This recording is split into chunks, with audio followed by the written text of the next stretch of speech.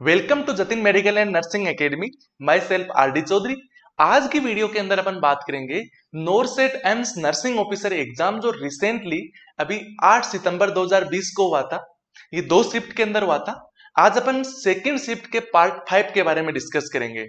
Friends, second shift के 4 part अपन पहले discuss कर चुके हैं, जिसके अंदर अपन ने 100 questions with multiple choice option detail से अपन ने डिस्कस कर लिए हैं। अब आज अपन पार्ट 5 डिस्कस करेंगे, जिसके अंदर क्वेश्चन नंबर 101 से लेकर 125 तक अपन डिस्कस करेंगे। ओके फ्रेंड्स, और जो पार्ट शिफ्ट है उसके अपन ने 3 पार्ट डिस्कस कर लिए, यानी 75 क्वेश्चन अपन डिस्कस कर चुके हैं। फ्रेंड्स, ये क्वेश्चन में अभी एग्जाम को काफी टाइम हो गया फिर भी डिस्कस कर रहे हैं। उसका मीन सिर्फ ये है क्योंकि ये जो क्वेश्चन है वो आपके जो नेक्स्ट एग्जाम होगी नोरसेट की, उस एग्जाम के अंदर भी बहुत ज्यादा हेल्पफुल रहेंगे। वहां पे भी सभी स्टूडेंट के लिए काम आने वाले हैं। तो इसीलिए हो सके तो एज पॉसिबल क्वेश्चन जिस तरीके से आया था उसी तरीके से मैंने यहाँ पे बनाया है, क्योंकि थोड़ी बहुत क्वेश्चन की लैंग्वेज डिफरेंट हो सकती है, उसके ऑप्शंस भी थोड़ा बहुत डिफरेंट हो सकते हैं, क्योंकि मेमोरी बेस्ड पेपर के अंदर कंप्लीटली पेपर याद रहना पॉसिबल नहीं होता है। पर एज पॉसिबल कोशिश की गई है और सभी लोगों से कलेक्शन करके इस पेपर को बनाया गया है कि जो पेपर आया था वैसा का पैसा पेपर अपन बना पाए, जो नेक्स्ट नोरसेट के एग्जाम में पता रहे कि किस तरह से पेपर आया था। ओके फ्रेंड्स, तो अपन वन बाय वन यहाँ पे स्टार्ट करते हैं। Question number 101, identify this image. Option A tracheostomy connector, option B HME filter, option C ET tube connector, option D hemo filter. तो फ्रेंड्स, इसी तरीके से डायग्राम दिया गया था और उसके अंदर पूछा गया था कि इस डायग्राम का नाम क्या है। इस इमेज को आपको आइडेंटिफाई करना था। तो ये क्या है? एचएमई फिल्टर है। एचएमई फिल्टर का यूज क्या रहता है? जब वेंटिलेटर जो डिवाइस होता है उसके और पेशेंट की जो एंडोट्रेकियल ट्यूब होती है उनके बिटवीन इसको कनेक्ट किया जाता है। ओके फ्रेंड्स, तो एक तरीके से ये फिल्टर होता है, इसका कंप्लीट नाम होता है एचएमई फिल्टर। अब अपन नेक्स्ट क्वेश्चन पे चलते हैं। Question number 101, BMI measure by, जो बेसल मेटाबॉलिक रेट होती है, बेसल मेटाबॉलिक इंडेक्स होता है, उसको किस तरीके से मेजर किया जाता है? Option A weight in KG upon height in meter square, option B weight in KG upon height in cm square, option C weight in KG upon height in meter cube, option D weight in KG upon height in cm. तो BMI index का formula क्या है? Weight in KG upon height in meter square. तो इसका correct answer क्या है? Option A. अब चलते हैं नेक्स्ट क्वेश्चन के अंदर। Question number 103, acute leukaemia the blood cells. जो एक्यूट लुकेमिया होता है उसके अंदर ब्लड सेल्स किस तरह की हो जाती है? तो ब्लड सेल्स के लिए पूछा गया है।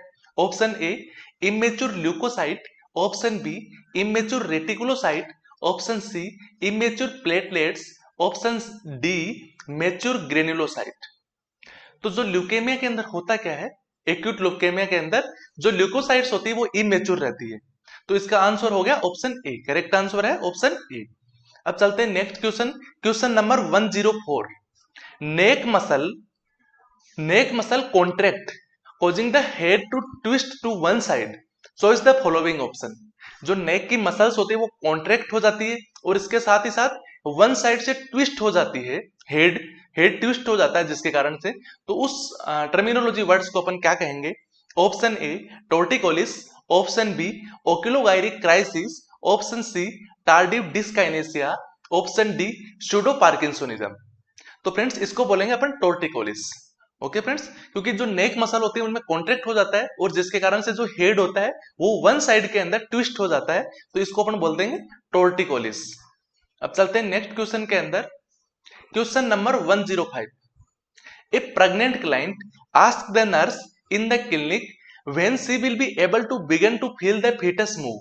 The nurse respond by telling the mother that fetus movement will be noted between which week of gestation. Okay friends, तो यहाँ पे क्या हो रहा है? एक प्रेग्नेंट फीमेल है, वो क्लिनिक पे आती है और वो बोलती है कि जो फीटस के मूवमेंट होते हैं जिसको अपन क्विकनिंग बोलते हैं, तो क्विकनिंग किस वीक से किस वीक के बीच में फील होती है मदर को, तो वो यहाँ पे पूछा गया है। तो ऑप्शन ए 6 एंड 8 वीक के between, option B 8 and 10, option C 10 and 12 week between, option D 14 and 18। तो इसका करेक्ट आंसर है 14 एंड 18, यानी सेकेंड ट्राइमेस्टर से थर्ड ट्राइमेस्टर बोल सकते हैं या तो इसको, या फिर कंप्लीटली थर्ड ट्राइमेस्टर हो गया जो 14 से 18 वीक, यानी सॉरी सेकेंड ट्राइमेस्टर हो गया है, जो 14 से 18 वीक है, इसके बिटवीन क्या होता है? करेक्ट आंसर हो गया ऑप्शन डी, वहां पे क्विकनिंग फील होती है, यानी बच्चा जो मूव करता है उसको मदर फील कर सकती है। नेक्स्ट क्वेश्चन में चलते हैं, question number 106। How many students in the class do not have mobile phone? Option one, sorry number one, 30 student have mobile phone in classroom, और number two, there are a total 50 students in the classroom. तो इसके अंदर पूछा गया है option A both statement first and second, यह answer होगा, या फिर ऑप्शन बी ओनली फर्स्ट होगा, या option C only second option होगा, या फिर option D both statement first and second are not appropriate for each other. क्योंकि ये क्वेश्चन पूछा गया है how many student in class do not have mobile phone, एक क्लास है जिसके अंदर कितने स्टूडेंट के पास मोबाइल फोन नहीं है। तो इसके अंदर दो स्टेटमेंट दिए गए कि 30 स्टूडेंट है जिनके पास मोबाइल फोन है, और जो दूसरा स्टेटमेंट है वो बोल रहा है कि क्लास के अंदर 50 स्टूडेंट है। तो यहां पे पूछा गया है कौन सा स्टेटमेंट सही है, तो इसका करेक्ट आंसर है ऑप्शन डी, यानी both statement first and second are not appropriate for each other. एक दूसरा जो स्टेटमेंट है वो यहाँ पे आंसर बताने के लिए अप्रोप्रिएट नहीं है। अब चलते हैं नेक्स्ट क्वेश्चन के अंदर, क्वेश्चन नंबर 107। ये सेम क्वेश्चन आया था, काफी अच्छा क्वेश्चन था। Why in some Europe countries catgut suture material not used? जो यूरोप कंट्रीज है उसके अंदर कैटगट सुचर मटेरियल को यूज क्यों नहीं किया जाता है? Option A transmit bovine disease, option B transmit HIV, option C transmit malaria, option D transmit HCV. तो जो कैटगट सुचर मटेरियल है उसको यूरोप कंट्रीज क्यों नहीं यूज करती? वो बोविन डिजीज को ट्रांसमिट करता है। ओके फ्रेंड्स, तो इसका करेक्ट आंसर ऑप्शन ए हो गया। Question number 108। The infant undergone for VP shunt, यानी ventriculoperitoneal shunt surgical procedure on the assessment, how will you assess sign of increased ICP? एक infant है जिसको वीपी शंट हुआ है, यानी वेंट्रिकुलोपेरिटोनियल शंट लगा दिया गया है, उसके बाद कैसे मेजर करेंगे कि उसकी आईसीपी वो इंक्रीज हो गई है? ऑप्शन ए रेस्पिरेशन से, ऑप्शन बी ब्लड प्रेशर से, ऑप्शन सी एंटीरियर फोंटानेल असेसमेंट से, ऑप्शन डी यूरिन आउटपुट से। तो फ्रेंड्स यहाँ पे फर्स्ट प्रायोरिटी आंसर बनता है करेक्ट आंसर ऑप्शन सी, यानी जो इन्फेंट है और जब 1 साल से छोटा बेबी होता है तो उसको अपन एंटीरियर फोंटानेल असेसमेंट करके वहां पे वीपी शंट की वर्किंग को अपन चेक कर सकते कि वीपी शंट काम कर रहा है या नहीं। क्योंकि जो वेंट्रिकुलोपेरिटोनियल शंट है यदि वो काम करता रहा तो वहां पे जो उसके फोंटानेल होंगे वो वहां पे बल्जिंग नहीं मिलेंगे, और जब वीपी शंट ब्लॉक हो जाएगा या प्रॉपरली वर्क नहीं करेगा तो उस कंडीशन में वहां पे जो फोंटानेल है वो वहां पे बल्ज हो जाएंगे, और जब कंप्लीटली अच्छे से वर्किंग करता रहा तो वहां पे वो बल्ज नहीं होंगे। तो एक तरह से अपन एंटीरियर फोंटानेले को असेसमेंट करके वहां पे उसकी वीपी शंट की वर्किंग कैपेसिटी को वहां पे चेक कर सकते हैं। तो उसी से पता चलता है कि इसका आईसीपी बढ़ा हुआ है या नहीं। अब चलते हैं नेक्स्ट क्वेश्चन के अंदर, question number 109। After delivery uterus palpate at, एक फीमेल प्रेग्नेंट लेडी है, शायद इस क्वेश्चन को थोड़ा लेंथी दिया हुआ था वहां पे, बट उसकी एग्जैक्ट लैंग्वेज नहीं मिल पाई है। तो एक प्रेग्नेंट लेडी है तो उसकी डिलीवरी हो जाती है, तो डिलीवरी के बाद उसकी जो यूट्रस की एग्जैक्ट पोजीशन होगी वो कहां पे होगी? Option A between symphysis pubis and umbilicus, option B between symphysis pubis and xiphoid process, option C between umbilicus and xiphoid process, option D at umbilicus.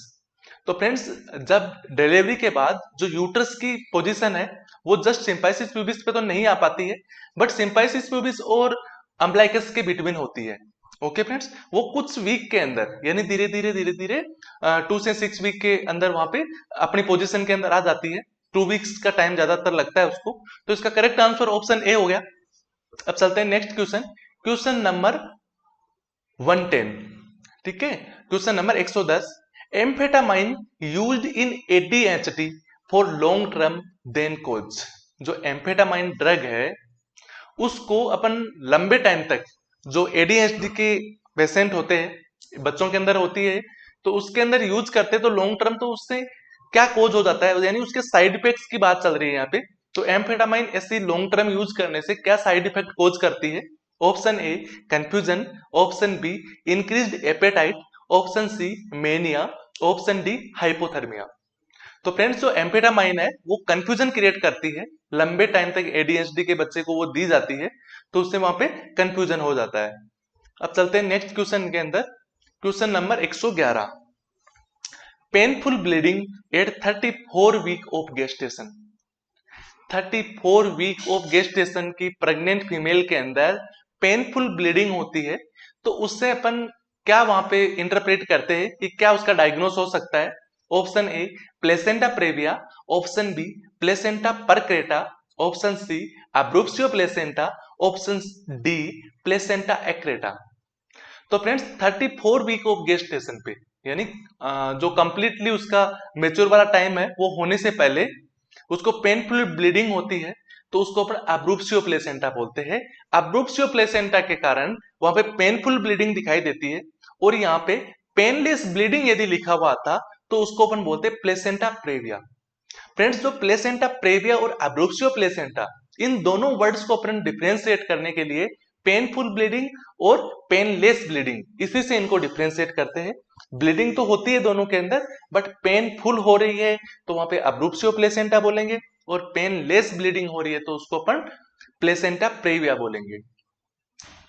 ठीक है फ्रेंड्स, अब चलते हैं नेक्स्ट क्वेश्चन के अंदर, क्वेश्चन नंबर 112 है यानी 112। In placenta previa and bleeding of gestation, investigation of choice. एक पेशेंट है जिसको प्लेसेंटा प्रेविया है और ब्लीडिंग हो रही है, तो उसका इन्वेस्टिगेशन ऑफ चॉइस क्या होगा। Option A perform USG, option B CT scan, option C MRI, option D pelvic x-ray. तो फ्रेंड्स प्लेसेंटा प्रेविया का कंप्लीट डायग्नोस बनाने के लिए वहां पे अल्ट्रासोनोग्राफी करवानी पड़ती है यानी यूएसजी करना पड़ता है। तो इसका करेक्ट आंसर ऑप्शन ए हो गया। और जो सीटी स्कैन, एमआरआई और पेल्विक एक्सरे है ये वैसे भी कॉन्ट्राइंडिकेटेड होते हैं प्रेगनेंसी के अंदर। चलते हैं नेक्स्ट क्वेश्चन के अंदर, question number 113। A 39-year-old woman para 6 has presented with complaint of post-coital bleeding for the past 3 months. Your first investigation should be। Friends post coital bleeding होती है, इसको अपन समझे तो पोस्ट कोइटल ब्लीडिंग क्या होती है, तो सेक्सुअल इंटरकोर्स के बाद उसको ब्लीडिंग दिखाई देती है तो उसको अपन पोस्ट कोइटल ब्लीडिंग बोलते हैं। तो एक 39 ईयर की ओल्ड वुमेन है जो पैरा 6 है वो, तो उसके अंदर पोस्ट कोइटल ब्लीडिंग हो रही है वो भी पास्ट 3 मंथ से। तो वहां पे फर्स्ट इन्वेस्टिगेशन क्या करवाएंगे, उसको डायग्नोस करवाने के लिए। Option A dilation in curettage, option B pap smear, option C colposcopy, option D laparoscopy. तो फ्रेंड्स जो पोस्ट कोइटल ब्लीडिंग होती है वो एंडोमेट्रियम या फिर सर्विक्स के अंदर किसी प्रकार की मेलिग्नेंसी के कारण से हो सकती है। तो वहां पे किसी भी प्रकार की मेलिग्नेंसी को डिफरेंशिएट करने के लिए या फिर डायग्नोस करने के लिए सबसे फर्स्ट इन्वेस्टिगेशन वहां पे करवाते हैं, तो वो होती है पेप स्मीयर। तो इसका करेक्ट आंसर है ऑप्शन बी। अब चलते हैं नेक्स्ट क्वेश्चन के अंदर, क्वेश्चन नंबर 114 यानी 114। Not recognised word affect Wernicke's area then damage which lobe of brain. Friends not recognised word यानी अच्छे से अंडरस्टैंड नहीं कर पा रहा है किसी वर्ड्स को, और ये अफेक्ट किस लिए हुआ है, क्योंकि वर्निकेस एरिया अफेक्ट हुआ है तो उसके कारण से ऐसा हुआ है। तो जो वर्निकेस एरिया होता है वो यदि डैमेज होता है तो उससे ब्रेन का कौन सा लोब अफेक्ट होता है, या फिर वर्निकेस एरिया अफेक्ट होता है तो वो किस लोब के डैमेज होने के कारण से होता है। तो इस क्वेश्चन में अपने से सीधा सा ये पूछा गया है कि जो वर्निकेस एरिया है वो ब्रेन के किस लोब में होता है। Okay friends, option A parietal lobe, option B temporal lobe, option C frontal lobe, option D occipital lobe. तो फ्रेंड्स जो टेम्पोरल लोब होता है उसके अंदर वर्निकेस एरिया होता है, और जो यहाँ पे क्वेश्चन में पूछा गया है यहाँ पे ऑप्शन थोड़ा डिफरेंट भी हो सकता था। तो जो टेम्पोरल एरिया भी कौन सा, लेफ्ट साइड का यानी लेफ्ट टेम्पोरल लोब के डैमेज होने के कारण से वर्निकेस एरिया अफेक्ट होता है, और जिससे नॉट रिकॉग्नाइज्ड वर्ड की कंडीशंस वहां पे कोज होती है। तो इसका करेक्ट आंसर ऑप्शन बी हो गया। अब नेक्स्ट क्वेश्चन है question number 115। Long term use of frusemide Lasix cause following side effect. लंबे टाइम तक फ्रूसेमाइड जिसको अपन लासिक्स भी बोलते हैं, एक तरह से डायरेटिक्स ड्रग है, तो इसको लेने के कारण से वहां पे क्या साइड इफेक्ट वहां पे कोज होते हैं। Option A hyperkalaemia, option B hyponatraemia, option C urine specific gravity decreased, option D metabolic acidosis. तो फ्रेंड्स लॉन्ग टर्म फुरोसेमाइड के यूज करने से क्या होता है, वहां पे हाइपोनेट्रेमिया कोज होता है, क्योंकि जब लंबे टाइम तक फुरोसेमाइड को अपन यूज करते हैं तो वहां पे जो सभी इलेक्ट्रोलाइट्स की वैल्यू होती है वो कम हो जाती है। ओके फ्रेंड्स, और जो यूरिन की स्पेसिफिक ग्रेविटी होती है वो बढ़ जाती है, क्योंकि अपनी बॉडी के अंदर जब लिक्विड की वॉल्यूम ज्यादा होती है तो वहां पे स्पेसिफिक ग्रेविटी घट जाती है, और जो अपने ऑल ओवर देखे तो वाटर की जो वॉल्यूम होती है वो बॉडी के अंदर यदि ज्यादा होती है तो वहां पे स्पेसिफिक ग्रेविटी कम होती है, और यदि कम होती है जो वॉल्यूम, तो उसके कारण से स्पेसिफिक ग्रेविटी बढ़ जाती है। तो फुरोसेमाइड क्या करेगी, जो वहां पे वाटर को एक्सक्रीट करेगी, जिसके कारण से क्या होगी, वॉल्यूम कम हो जाएगी, और वॉल्यूम कम होने के कारण से वहां पे स्पेसिफिक ग्रेविटी इंक्रीज हो जाएगी। तो ऑप्शन सी तो हो ही नहीं सकता। इसके अलावा जब भी डिहाइड्रेशन होता है तो डिहाइड्रेशन के साथ मेटाबॉलिक एल्कालोसिस देखने को मिलता है। फ्रेंड्स क्यों, क्योंकि वहां पे जो बॉडी के अंदर एसिड है उसको एक्सक्रीट कर दिया गया है, तो वहां पे मेटाबॉलिक एल्कालोसिस कोज होगा, ना कि मेटाबॉलिक एसिडोसिस। ओके फ्रेंड्स, तो यह आंसर भी डी भी नहीं हो सकता। इसके अलावा किसी भी प्रकार के इलेक्ट्रोलाइट्स होते हैं तो वो वहां पे लॉस होते हैं, कोई भी इलेक्ट्रोलाइट्स इंक्रीज नहीं होता है, तो उसके साथ में हाइपोनेट्रेमिया, हाइपोकैलेमिया, हाइपोमैग्नीसियम, ये सभी कंडीशंस देखने को मिलती है, तो हाइपरकैलेमिया भी नहीं होगा। तो करेक्ट आंसर है ऑप्शन बी। अब चलते हैं नेक्स्ट क्वेश्चन के अंदर, question number 116। You are preparing to give potassium chloride 30 MEQ in 1000 ml of normal saline over 10 hours. The medication label reads 40 MEQ per 20 ml. How many milliliter of potassium chloride do you need to administer the correct dose?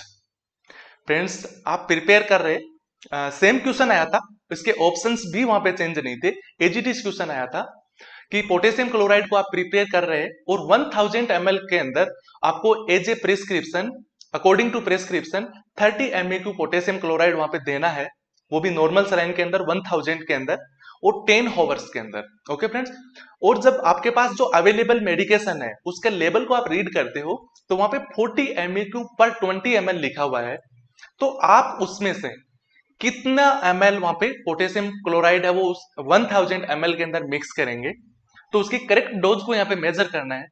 तो friends इसका जो formula है उस फॉर्मूले के according निकाले तो 30 MEQ upon 40 MEQ, जो अपन ने प्रीवियस क्वेश्चनों के अंदर मैंने फॉर्मूला बता दिया था, और उसको अपन मल्टीप्लाई कर देंगे 20 ml से, तो 0.75 इंटू 20 ml तो 15 ml आ जाता है। बट ये जो क्वेश्चन है इसके अंदर फॉर्मूले में जाने की जरूरत ही नहीं है, इसको सिंपली वैसे भी अपन सोल्व कर सकते कि 40 MEQ के है वो 20 ml के अंदर है और अपन को 30 देना है, तो यहाँ पे 20 ml तो कंप्लीटली देंगे ही देंगे, और जो दूसरी मेडिकेशन वाइल है उसमें से भी अपने को 10 ml देना है, तो हाफ देना है, यानी वहां पे भी अपने को देना है। जो 20 ml है वो 40 MEQ है 20 ml के अंदर, तो 15 ml के अंदर हो गया, क्योंकि यदि अपन 40 MEQ है, इसकी 20 देखे तो 10 ml के अंदर हो गया, 30 देखे तो 15 ml के अंदर हो गया। वैसे भी आप इजीली सोल्व कर सकते हो, अदरवाइज तो फॉर्मूले के अंदर वैल्यूज डाल के निकालते हैं तो भी इसकी जो आंसर है वो 15 ml आ जाएगा, क्योंकि यहाँ पे पेन से इसको समझाना पड़ता है निकाल के। ओके फ्रेंड्स, तो वीडियो लंबी हो सकती है इसलिए मैं थोड़ा आपको डायरेक्टली आंसर बता रहा हूं यहाँ पे। Question number 117, early indicator of hypoxia in unconscious client. Friends वैसे ये क्वेश्चन है वो थोड़ा कंफ्यूजन वाला क्वेश्चन है, क्योंकि यहाँ पे कुछ लोग आपको ये आंसर बताएंगे कि रेस्टलेसनेस होगा, कुछ फ्रेंड्स बताएंगे साइनोसिस होगा। सबसे पहले तो इस क्वेश्चन को देखते हैं, early indicator of hypoxia in unconscious client. Unconscious client के अंदर हाइपोक्सिया का सबसे पहला इंडिकेटर क्या होगा? Option A restlessness, option B cyanosis, option C tachycardia, option D hypertension. तो अर्ली इंडिकेटर क्या होता है? वो होता है रेस्टलेसनेस, क्योंकि जब कॉन्शियस क्लाइंट हो अनकॉन्शियस क्लाइंट हो, सबसे पहले उसको रेस्टलेसनेस होगा, उसके बाद में ही साइनोसिस होगा। सबसे पहले सांस में दिक्कत होती है, उसके बाद साइनोसिस उसके अंदर देखने को मिलता है। तो अर्ली इंडिकेटर साइनोसिस नहीं होगा, यहाँ पे रेस्टलेसनेस होगा। और यदि किसी ऑप्शन के अंदर आपको रेस्टलेसनेस नहीं दिखाई देता है तो उसके बाद सेकंड प्रायोरिटी के अंदर साइनोसिस आंसर होता है। ओके फ्रेंड्स, अब चलते हैं नेक्स्ट क्वेश्चन के अंदर, question number 118, in child not auto immune disorder. बच्चों के अंदर कौन सा इसमें से डिसऑर्डर है जो ऑटो इम्यून डिसऑर्डर नहीं होता है? Option A diabetes mellitus, option B lupus erythematosus, option C rheumatic arthritis, option D diabetic insipidus. तो फ्रेंड्स डायबिटीज मिलाइटस होता है वो भी बच्चों के अंदर, जो जुवेनाइल डायबिटीज मिलाइटस होता है वो ऑटो इम्यून डिसऑर्डर ही होता है, और जो ल्यूपस इरिथ्रोमेटस होता है वो भी ऑटो इम्यून डिसऑर्डर है। और रूमेटिक अर्थराइटिस भी है, इसके अंदर भी ऑटो एंटीबॉडीज बनती है। और ऑप्शन डी डायबिटीज इंसिपाइडस, तो डायबिटीज इंसिपाइडस है वो ऑटोइम्यून डिसऑर्डर नहीं है। इसका करेक्ट आंसर ऑप्शन डी हो गया। अब चलते हैं नेक्स्ट क्वेश्चन के अंदर, question number 119। Following is gastric compression tube. यहाँ पे कुछ ट्यूब्स दी गई है, जिनमें से गैस्ट्रिक कंप्रेशन ट्यूब कौन सी है? Option A jejunostomy tube, option B Sengstaken Blakemore tube, option C Levin tube, option D slim sums tube. तो फ्रेंड्स यहाँ पे जेजुनोस्टोमी ट्यूब होती है वो फीडिंग ट्यूब होती है, इसके अलावा Levin tube, slim sums tube, ये ट्यूब भी वैसे एनजी ट्यूब की तरह होती है। तो गैस्ट्रिक कंप्रेशन के लिए सेंगस्टन ब्लैकमोर ट्यूब को यूज करते हैं। ओके फ्रेंड्स, इसकी 3 ल्यूमेन होती है और 3 ल्यूमेन के लिए इसको सेंगस्टन ब्लैकमोर ट्यूब करते हैं। ये क्या करती है, इसका एक ल्यूमेन होता है जिसको अपन इसके अंदर एयर डालते हैं तो ये अंदर जाके जो गैस्ट्रिक होता है उसको कंप्रेस कर देता है, जैसे इसोफेगस और जो स्टमक है वहां पे उसको कंप्रेस कर देता है। मोस्टली इसका यूज होता है वो ब्लीडिंग को रोकने के लिए किया जाता है। इसोफेजियल वेरिसेज के अंदर भी इसका बहुत ज्यादा यूज होता है। ओके फ्रेंड्स, तो यहाँ पे करेक्ट आंसर ऑप्शन बी हो गया। Question number 120, creatinine kinase rise in MI within. जो क्रेटिनिन काइनेज यानी सीकेएमबी इसको बोल सकते हैं। जो सीकेएमबी ये क्या एक तरह से कार्डिक मार्कर है। तो जो कार्डिक मार्कर कई तरह के होते हैं, पर सीकेएमबी कार्डिक मार्कर की बात करें, जैसे ग्लोबुलिन होता है, सीकेएमबी होता है, ट्रोपोनिन होता है, बट क्रेटिनिन काइनेज सीकेएमबी के बारे में पूछा गया है। तो ये एमआई के अंदर कितने हॉवर्स के अंदर सबसे पहले रेस होना स्टार्ट हो जाता है, यानी अपन वहां पे देखें तो वहां पे कितने टाइम के अंदर बढ़ जाता है। यदि किसी पेशेंट को एमआई हुआ है तो वहां पे अपन डिटेक्ट करेंगे कि क्रेटिनिन काइनेज कितने टाइम के अंदर बढ़ा हुआ मिलेगा। Option A 12 to 14 hours, option B 4 to 6 hour, option C 6 to 21 hours, option D 10 to 14 hours. तो करेक्ट आंसर है ऑप्शन बी, यानी 4 to 6 hour. Okay friends, but इसका एग्जैक्ट होता है 2 से 6 आवर के अंदर एमआई के पेशेंट के अंदर सीकेएमबी इंक्रीज हो जाता है। क्योंकि जो कार्डिक मार्कर सबसे अच्छा कार्डिक मार्कर उसको माना जाता है जो बहुत ही कम टाइम के अंदर इंक्रीज हो जाए और लंबे टाइम तक परसिस्ट रहे, तो उसको अपन सबसे अच्छा और गुड कार्डिक मार्कर मानते हैं। नेक्स्ट क्वेश्चन है question number 121। In COPD patient give O2 by venturi mask then nursing priority action. COPD patient है, उसको अपन ऑक्सीजन प्रोवाइड करवा रहे हैं वो भी वेंचुरी मास्क के द्वारा, तो वहां पे सबसे पहला नर्सिंग प्रायोरिटी एक्शन क्या रहेगा? Option A assess the dryness of nose, option B provide hot liquid, option C provide supine position, option D check alertness. तो फ्रेंड्स, सीओपीडी पेशेंट होता है उसको लो वॉल्यूम ऑक्सीजन दी जाती है। ओके फ्रेंड्स, और वेंचुरी मास्क से दे रहे अपन 2 से 4 लीटर पर उसके दी जाती है। 2 से 4 लीटर के ऊपर ही ऑक्सीजन प्रोवाइड की जाती है सीओपीडी पेशेंट को। तो उसके अंदर फर्स्ट नर्सिंग प्रायोरिटी एक्शन अपन बात करें तो उसको ड्राइनेस ऑफ नोज, यानी जो नेजल म्यूकोसा होती है वो ऑक्सीजन के प्रेशर से वहां पे ड्राई हो जाती है, तो उसको बार बार अपने को असेस करना होता है सीओपीडी पेशेंट को, क्योंकि सीओपीडी पेशेंट को लंबे टाइम तक लगातार ऑक्सीजन चलती रहती है। अब चलते हैं नेक्स्ट क्वेश्चन के अंदर, question number 122। Chemical formula of water, बहुत ही ज्यादा सिंपल क्वेश्चन था। Option A H2O, option B HO2, option C COOH, option D CO2। तो फ्रेंड्स बहुत इजी क्वेश्चन है। H2O इसका केमिकल फॉर्मूला होता है वाटर का। Question number 123। After delivery of head of baby next action. एक baby है जिसकी डिलीवरी के दौरान हेड की डिलीवरी हो गई है, उसके बाद नेक्स्ट एक्शन क्या रहेगा? Option A cut the cord, option B delivery of anterior shoulder, option C check fetal heart rate, option D delivery of baby. तो फ्रेंड्स यहाँ पे कट द कॉर्ड तो बिल्कुल नहीं करेंगे, क्योंकि वो कंप्लीट बॉडी जब डिलीवर हो जाती है उसके बाद ही करते हैं। तो इसका करेक्ट आंसर ऑप्शन बी है, डिलीवरी ऑफ एंटीरियर शोल्डर। और जो फीटल हार्ट रेट होता है ये फर्स्ट प्रायोरिटी आंसर होता है, बट यहाँ पे नहीं होगा, क्योंकि जब डिलीवरी स्टार्ट हो गई तो कंप्लीटली एक बार अपन डिलीवरी करवा के ही उसके बाद चेक करते हैं। ओके फ्रेंड्स, और डिलीवरी ऑफ बॉडी ये शोल्डर के बाद डिलीवर करवाते हैं अपन। तो करेक्ट आंसर ऑप्शन बी हो चुका है। अब question number 124। Pressure ulcer clean with, pressure ulcer को क्लीन करने के लिए किस प्रकार के सॉल्यूशन का यूज होता है? Option A H2O2, option B Dettol solution, option C glutaraldehyde solution, option D betadine solution. तो फ्रेंड्स इसका करेक्ट आंसर होगा ऑप्शन ए, यानी प्रेशर अल्सर को क्लीन करने के लिए यहाँ पे फ्रेंड्स बीटाडिन आंसर बिल्कुल नहीं आएगा, यहाँ पे H2O2 आएगा, क्योंकि प्रेशर अल्सर के लिए H2O2 इसलिए यूज किया जाता है क्योंकि प्रेशर अल्सर के अंदर बहुत सारे वहां पे डेब्रिस बन जाते हैं, एक डेब्रिस की लेयर बन जाती है, तो उस डेब्रिस को क्लीन करने के लिए H2O2 काम में आता है। ओके फ्रेंड्स, तो वहां पे बीटाडिन नहीं यूज लिया जाता है, वहां पे H2O2 यूज लिया जाता है। Next question, question number 125, what is the permanent method of sterilisation in male? Male के अंदर परमानेंट मेथड क्या है स्टरलाइजेशन का, यानी अपन फीमेल वो अपन प्लानिंग की बात करें तो उसके अंदर कौन सा मेथड यूज होगा? Option A vasectomy, option B tubectomy. तो वेसेक्टोमी इसके अंदर करेक्ट आंसर होगा, क्योंकि जो टुबेक्टोमी होता है वो फीमेल के अंदर यूज होता है। स्टरलाइजेशन का परमानेंट मेथड है वो भी। ऑप्शन सी बेरियर मेथड, ये परमानेंट मेथड नहीं है। ऑप्शन डी हिस्टेरेक्टोमी, ये तो यूट्रस को रिमूव करना होता है, ये अलग टर्मिनोलॉजी वर्ड है। तो यहाँ पे करेक्ट आंसर हो गया ऑप्शन बी। तो फ्रेंड्स अपन ने ये 125 क्वेश्चन डिस्कस किए हैं, इससे आगे एक पार्ट और बनेगा, क्योंकि मैंने पहले ही बताया था कि 150 क्वेश्चंस अपन डिस्कस कर लेंगे इजीली। तो मेरे पास 125 क्वेश्चन अपन ने आज तक डिस्कस कर लिए हैं और 150 क्वेश्चन है कंप्लीटली, तो एक पार्ट और बनाएंगे इसका। ओके फ्रेंड्स, वेट कीजिएगा। यदि आप Jatin medical and nursing academy YouTube channel पे नए हैं तो चैनल को सब्सक्राइब जरूर कर ले और बेल आइकन को भी प्रेस कर ले, जिसके कारण से हमारी आगे आने वाली जो भी वीडियो होगी उनका नोटिफिकेशन आपको मिल जाएगा। इसके अलावा आप हमारे व्हाट्सएप ब्रॉडकास्टिंग सर्विस में ऐड होना चाहते हैं तो आप अपना नाम लिख के 9413722120 इन नंबरों पे मैसेज कर सकते हैं।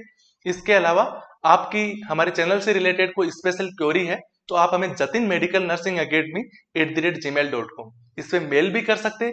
इसके अलावा आप हमारे फेसबुक पेज को लाइक करें, इंस्टाग्राम पेज को फॉलो करें और टेलीग्राम ग्रुप को ज्वाइन करें। इन सभी पेज का जो लिंक है वो हमारे वीडियो के डिस्क्रिप्शन में आपको मिल जाएगा। Okay friends, thank you, bye for now, see you later, bye bye.